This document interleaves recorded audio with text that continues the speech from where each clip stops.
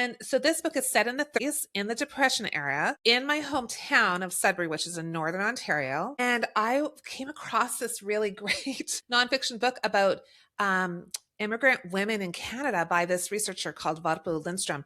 And she was writing about my hometown in the 30s during the Depression and what the women were doing. I'm like, that's the story. So what I found out was like the fun facts were, okay, so some of the women were domestic workers. That makes sense, right? Like there wasn't a lot of work for women. And so they would, go clean homes and, cook and do all those things. So my girls in the story, the two sisters are domestic workers. But I found it really interesting because a lot of the women were owners of boarding houses. So they rented out rooms. Okay, good way to make money. Sure.